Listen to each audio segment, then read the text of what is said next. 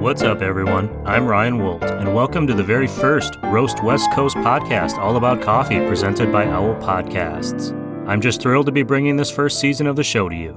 I love coffee and getting inspired by the entrepreneurs and innovators making things happen in the coffee industry today. Throughout season 1 of this show, I'll be sharing the stories of some of the very best West Coast roasters in the hyper-local community of North County, San Diego. I'll be interviewing roastery founders, head roasters, and directors of coffee. We'll learn about their coffee origin stories, why they're so passionate about the drink that they've made it the focus of their careers, about their roasting philosophies, how the coronavirus has impacted them and their businesses, and what they've got planned for this unusual holiday season. And we'll be learning about coffee too. I'll be asking Chris O'Brien, owner of Coffee Cycle in Pacific Beach, San Diego, and my own personal coffee sensei, all the coffee questions you might be craving the answer to. Things like how coffee is processed, what the difference is between first and third wave is, what variables, things like how water, grind size, and brew time impact the quality of your cup of coffee in the morning, and he'll even share some of his own secrets about how he picks and chooses the best beans to use in his own shop. As we work our way through Season 1, we'll be recapping everything and offering bonus content on roastwestcoast.com. To kick things off, Zumbar Coffee Tea, one of the sponsors of this show, is offering 15% off their bulk bean orders online at zumbarcoffee.com. Just use the promo code ROAST15 in all capital letters at zumbarcoffee.com. Okay. This morning, I've been drinking the Zumbar Hummingbird Medium Roast, which I've been buying in bulk during the pandemic and was one of the key inspirations for even starting this podcast. It feels fairly appropriate because the first guest on the Roast West Coast podcast is Steve Rayle. He's the founder and head roaster at Zumbar Coffee and Tea. He's one of the original craft roasters in San Diego, and I was stoked to get a chance to talk to him. And now, it's time for another good cup of coffee and the show. Good morning, Steve. Good morning, Ryan. How are you, bud? Good, yeah. I'm doing good. Welcome to Roast West Coast. Awesome. Thank you. I appreciate you being here. I'm actually drinking one of your hummingbird coffees right now. Nice. And I hate to admit it, but I kind of burned the crap out of it. So I apologize. I apologize to you. I got distracted, and all of a sudden I was looking at my timers, and it was all over the map. It happens. You're the owner and founder of Zumbar Coffee and Tea, right? Yep. And I got a bunch of questions. I think the first thing I wanted to ask you about is your name, Zumbar, and kind of where it came from. It's a unique Spanish name. Yeah. So when I first started, I had my idea to open a coffee business. It took me a month of, searching around for different names and kind of at wit's end, and I just looked into the Spanish-English dictionary and kind of flipped to the last page, and there it was, Zumbar. It means to buzz like a bee or hum like a motor, kind of to get the wheels turning. So I was like, okay, I like the feel of the name, and the meaning's right. So yeah, naming a business kind of like naming a kid, like you really want it to be right, but you never really know. Yeah. And I named a business a while back, and I remember the only thing I saved from that business after it closed was the list of names we considered that didn't get picked. And so I have a piece of paper with all these names scribbled all over it, and just looking back at that reminds you of the process. But yeah, it's tough. I mean, you gotta have there's gotta be a feel to it, and it has to say something, obviously. So well, and it sounds like when I see business names, I think, oh, did those people put thought into what they named their business, or did they just kind of come up with something? Just jumped on it. It sounds like once you opened the book and saw it, that was kind of it. You knew this is Zumbar. So that's good. Yeah, for sure. Speaking of which, you guys were founded way back in 2003. Right. So you're like the elder statesman of the hipster craft coffee game, right? I mean, I can't imagine there was a ton of local coffee roasters around back, 17 years ago. Yeah, I mean, the way that I started this business, I was house sitting in Seattle. I had gone traveling for quite a while, and then I came back. My parents lived up in Washington. My sister lived in Seattle, and I had an opportunity to house sit for a while. So I wasn't looking to get back into the jobs that I had before, which I really wasn't into, and I wanted to start my own business. I was actually thinking about doing a tea business, but I was in Seattle, and I was kind of thinking, well, maybe tea and coffee to get started, and then started going around to different coffee roasters in Seattle and, basically fell in love with coffee roasting.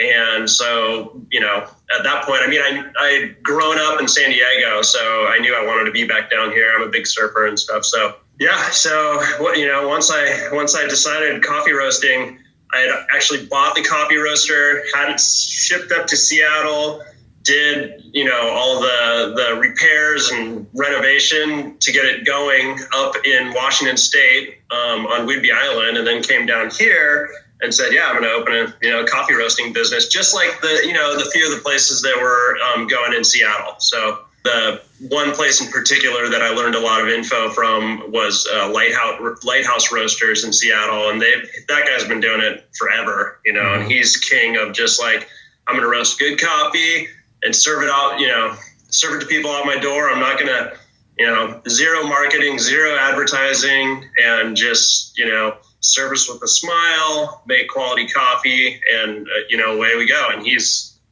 just done so awesome in his business. So yeah, it's like I wanted to open something similar to that. And I came down here and, started looking around for places and realized it was going to be a pretty big venture.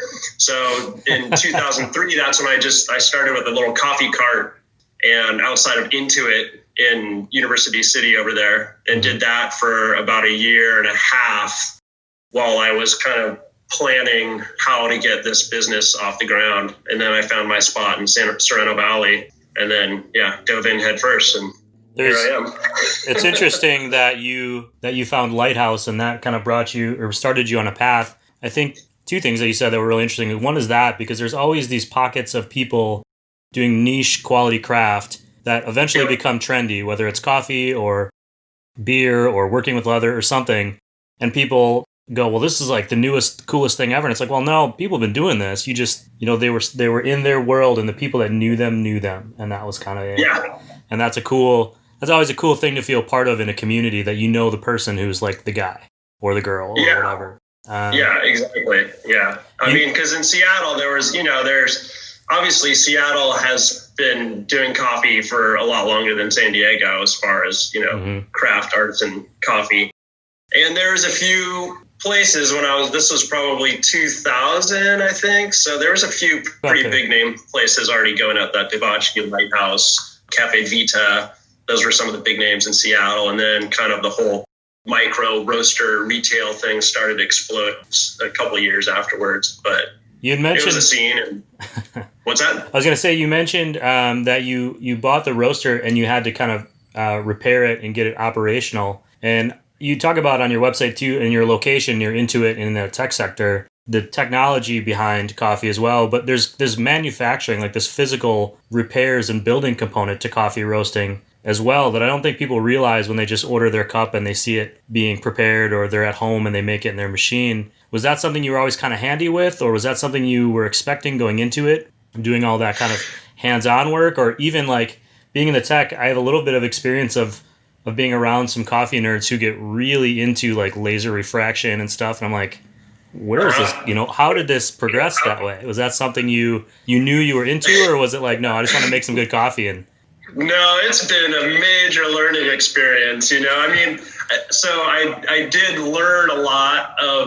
from Lighthouse Coffee. I learned a lot about roasting and roasters and afterburners and the whole setup. But once I started going on my own, all of the problems with my setup started to arise. So it's been, it's kind of been and I'm still actually modifying things and, improving the way we do things. It's been a constant learning experience. And the thing about it is if that machine goes down, my business goes down, right? And you don't just call someone up. Maybe there's some more places to call these days, but in the past, it's like, it's not so easy to just call someone up and have them come out and fix your coffee roaster. So it's really been up to me to maintain it, to make sure that all the little sounds that are happening are not something that's going to become a major problem, and to just fine tune things. The coffee roaster, it's fairly simple. There's a few bearings on it and a few, there's a blower fan and things like that. So it's a simple piece of equipment, but it gets hot, it gets cool, the metal changes, and it's going for 8 hours a day, right? So a lot of things can happen, but over and above that, it's connected to the afterburner, and that all works together. So the afterburner is basically burning the exhaust of the coffee roaster. That's what you have for the EPA regulations to make sure we have clean air. And with my setup, it's been particularly sensitive. The afterburner has been particularly sensitive to the airflow going through the coffee roaster. So that's kind of been a big thing that I've had to deal with through the years. Sure. It's learning about the afterburner. I've had to replace the burner on the afterburner. I've had to replace the fan on the afterburner. I've had to learn all the duct work. I've got in my attic, I've got just 8-inch pipes that are angles and elbows and all sorts of pipes and duct work and stuff. So it's just been constant, but it's also a part of the job that I really love, because I feel like it is my own system that I'm working on, and that I have all the tools, or I have the ability to improve it and make it operate efficiently and to the best of our capabilities. So sure, it's not as if somebody. To answer your question, I did not expect to be doing this all the time, but I had to learn. Well, it's kind of like it's saying as if somebody went to, like, say, a coffee school and learned about roasting, they couldn't just step into Zumbar's roastery and make everything work properly, because it's years of building. It has a lot to do. I feel like most people would echo this sentiment. It has a lot to do with your machine, and my machine is the only machine that I have experience with. So, I would love to roast on different operating, different roasting systems, but, this is the machine that I own, and this is what I know about. If I went to a different coffee roasting company and they had the same exact machine, it would still be, there would be some similarities, I'm guessing, but just by the nature of the machine, where it's set up, how the ducting is, so on and so forth, it's a different system. So you kind of have to learn it from scratch. So, so it's not just a matter of knowing when to add heat or, reduce the heat. It's a matter of understanding how this machine, heats and cools and operates. And that's definitely through experience. Yeah. Yeah, it's got its own ecosystem almost within the machine. Sure. It kind of reminds me of some other things that you get into that maybe you don't realize are going to lead you down this path of expense, like mountain biking. You buy a mountain bike, and the next thing you know, you've spent thousands of dollars on components and things, and you're 10 years, and you got, or surfing, and you've got board upon board. But craft beer is another one, like you have one craft beer, and the next thing you know, you're vacationing around craft beer. Yeah. You guys have a collaboration, a longstanding one with New English Brewing, don't you? Right. How did that come about? And it's an imperial stout. I'm trying to think of the name. Yeah, it's called the Zumbar Coffee and Chocolate Imperial Stout. Right. So it's an awesome beer. I love it. Yeah, he's won a few golds. I think he's won 2 golds at the GABF. Mm-hmm. And he's won some other awards with it. So I love the beer. It's super awesome. And the story of that is, honestly, he's set up right down the road from us. And, one day I was driving home and saw his brewery little sign on the side of the street. Like, oh, cool, there's a brewery there. Stopped in, and, we just got to chatting, and he, when he was ready to make a coffee stout, he looked us up, and it's been going ever since. So I was also going to ask you about sourcing of beans. I was reading on your website a little bit about it, the process of it, and that you work with a broker. But how does that relationship work, and why is the source of beans so important, I guess, to the end product? The source of beans, obviously, coffee is one of those things where to make the best cup, to make the best product, it's really start to finish, that you have to have an emphasis on quality. So at the farm level, first of all, you need to have the right plants growing. You need to have the right farming processes, right? And you need to have, obviously, good weather. So step by step, so processing techniques, how meticulous is this producer to what they're doing? Are they picking red cherries?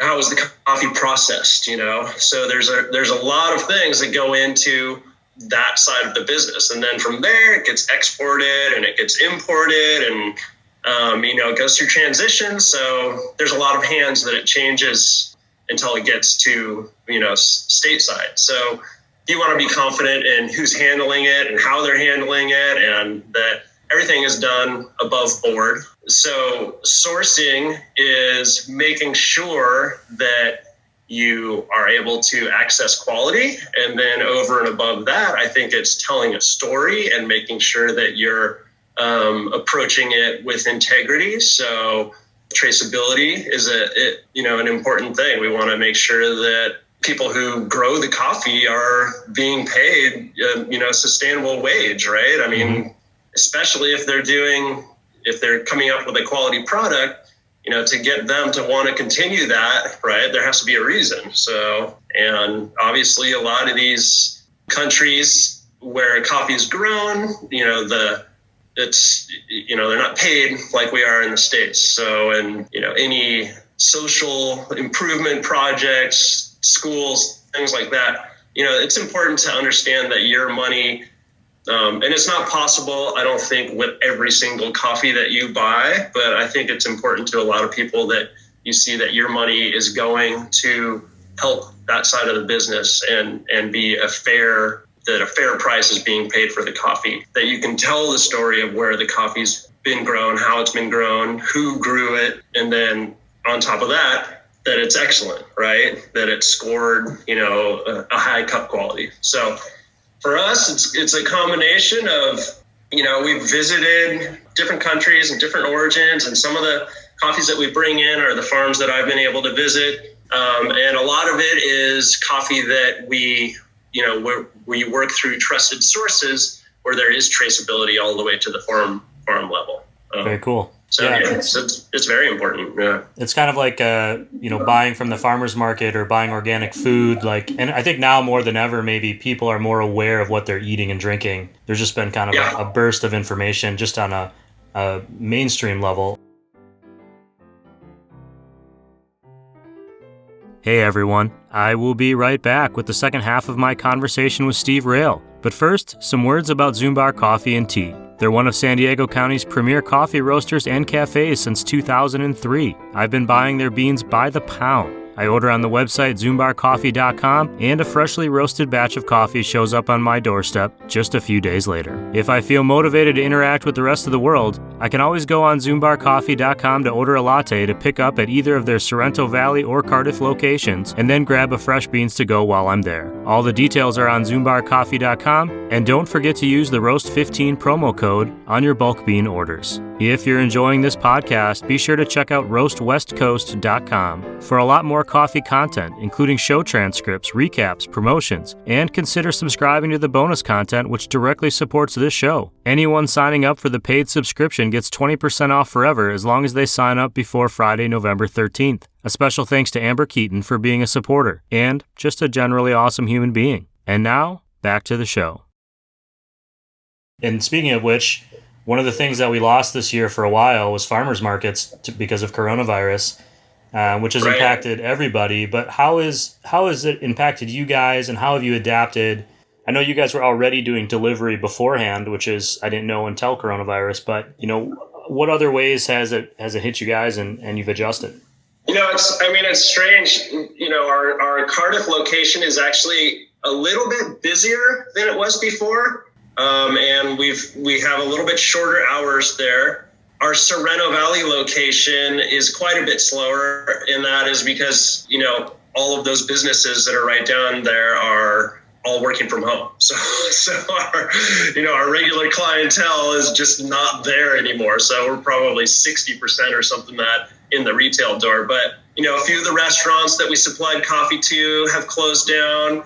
So we've lost some of our wholesale, but the thing that's increased has been our online bulk coffee orders that get shipped to people by mail. So, that's gone way up. So as that started to happen, we figured out all of these problems that were, happening on our website as far as the process and realizing like, hey, this is pretty inefficient the way we're doing this right now. So we've made it a lot better. There's still room for improvement, but we've made it a lot better as far as the ordering process and not having, mistakes all the time. And then we've made things a lot more efficient too.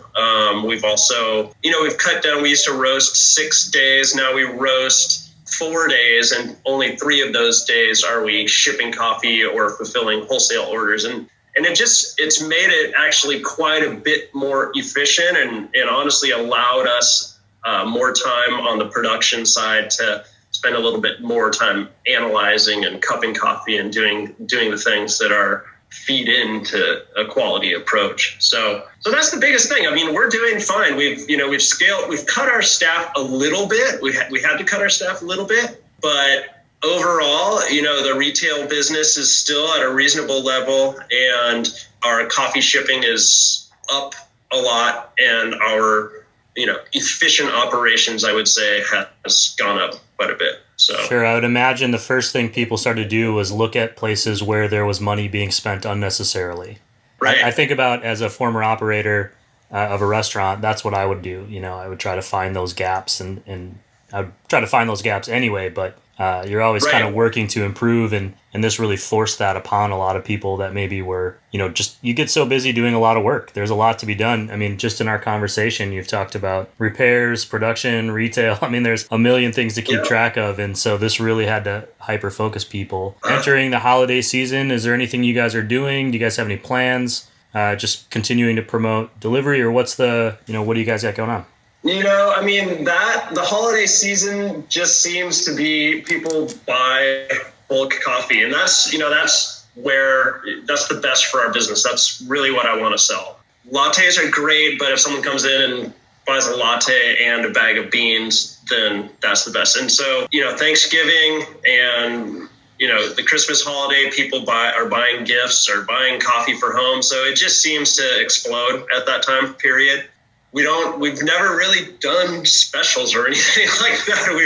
We've just had a focus on making sure we have fresh coffee on the shelf, ready for people, and understanding that they're coming in and they're going to be buying, that our levels are going to be going up 2-3 times what they normally are. So, we have as far as our coffee, when you come to our stores, we have a 4-day shelf life. So you can expect to buy coffee that's on the shelf within 4 days after the roast date. So that makes it challenging to always keep the stock at the right, available. So, I think that's our big focus when the holidays come around, is just to make sure that we're prepared for this and to make it work well and have the product for people. Sure. So I'm going to ask you 2 questions here to kind of end this. And one is, anything else you want us to know about Zumbar, the listeners who may have known of you or don't know, anything about your story you want them to know? And then 2, what kind of coffee do you drink? Oh, okay. Let's see. What would I want the listeners to know? Yeah, I think that I would want to impart that we're really like a coffee company with, first of all, an approach towards quality. So, it's really finding ways all the way through the process, from sourcing, from roasting, from making espresso, brewing coffee. It's a continual focus on like, how can we do this better? What can we do to make this better? So we're constantly improving. And I think that's why we have staff that hangs out around for a while. And that's why I think people, including myself, enjoy working there, because it's not just go to work and do the same thing over and over. It's go to work and like, how can we make this better? What's exciting? What can we do? So I think that is interesting to note about our company. And I think it's also that we take more of a classic approach to espresso and coffee. Our espresso roast is maybe a little bit darker than what some of the other companies are doing today. And we pull our shots ristretto style, which is a little bit more concentrated. And that's kind of the style that we've focused on from the beginning, and it's still the style that I'm in love with. We do, as far as filter coffee, we do some more light to medium roasts or like single origin coffees. And, I enjoy that aspect too. But really, it's a classic approach, and it's very simple. No frills. We have chocolate. We don't have vanilla. We really try to focus in on the coffee and just getting that right. So that's probably what I'd want people to understand about Zumbar if they plan to visit or buy coffee from us. And then what do I drink? So typically, I'm an Americano person. So I have a short 8-ounce Americano. That's what I drink. That's what my daily cup is. And then midday, I like to have a shot of espresso. And then as far as brewed coffee, I'm really we serve French press, and I love French press coffee. I don't think everyone agrees with me, but I love French press coffee. I also enjoy, pour over or any filter coffee with the, lighter roast, that brings out some of the flavor nuances and characteristics and makes a clean cup. And it's all challenging. It's that quest to make a perfect cup and to create something that's exceptional. So.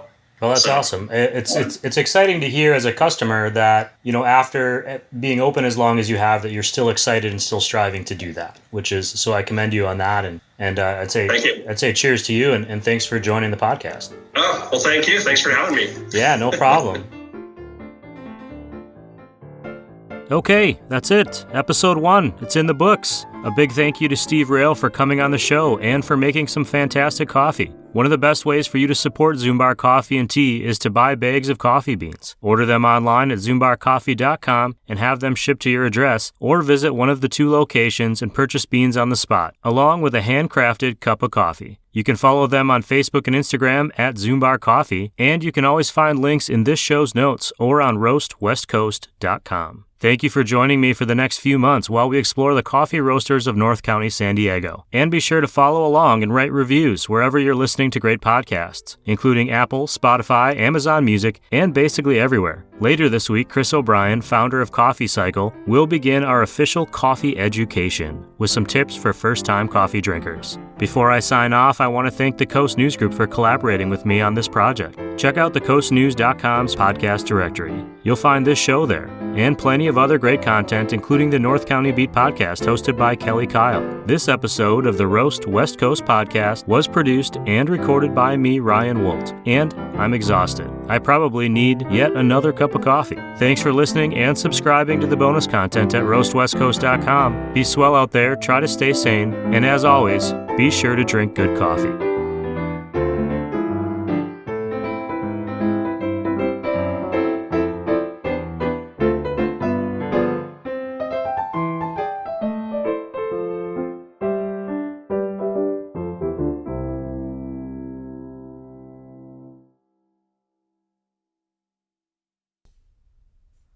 Whew.